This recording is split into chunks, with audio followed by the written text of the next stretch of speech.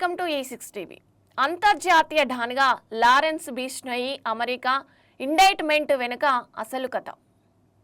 భారత్లో జైలు గోడల మధ్య ఉన్న విదేశాల్లో నేర సామ్రాజ్యాన్ని నడిపిస్తున్నాడనే ఆరోపణలు ఎదుర్కొంటున్న గ్యాంగ్స్టర్ లారెన్స్ బిష్నోయి ఇప్పుడు అంతర్జాతీయ దర్యాప్తు సంస్థల దృష్టిలోకి వచ్చాడు.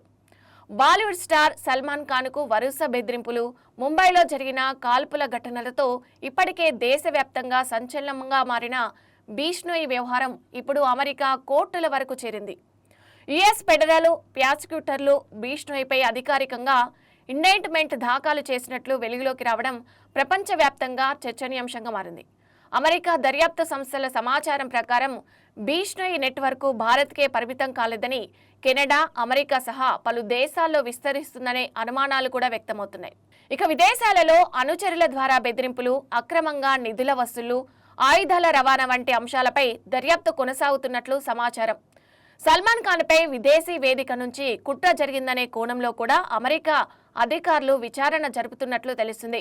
భారత్లో అత్యంత భద్రత కలిగిన జైళ్లలో ఉన్నప్పటికీ విదేశాలలోని తన నెట్వర్క్తో బిష్నోయి ఎలా సంబంధాలు కొనసాగిస్తున్నాడు, కమ్యూనికేషన్ వ్యవస్థ ఎలా పనిచేస్తుంది అనే ప్రశ్నలు ఇప్పుడు భారత భద్రతా సంస్థలకు సవాలుగా మారింది.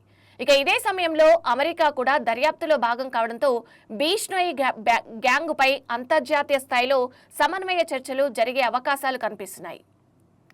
అయితే అమెరికా కోర్టులో నమోదైన ఆరోపణలు ఇంకా న్యాయపరమైన విచారణ దశలోనే ఉన్నాయని గుర్తుంచుకోవాలి. తుది తీర్పు వచ్చే వరకు ఆరోపణలు నిరూపితమైనట్లుగా భావించరాదు. కానీ ఒక భారతీయ గ్యాంగ్స్టరు కార్యకలాపాలు అంతర్జాతీయ స్థాయిలో దర్యాప్తుకు దారితీయడం మాత్రం భద్రతా వ్యవస్థకు పెద్ద హెచ్చరికగా మారింది. ఇక ఈ కేసులో ఇంకా ఎలాంటి పరిణామాలు చోటు చేసుకుంటాయో చూడాలి. ఇవి ఇప్పటివరకున్న అప్డేట్స్. చూస్తూనే ఉండండి E6 టీవీ.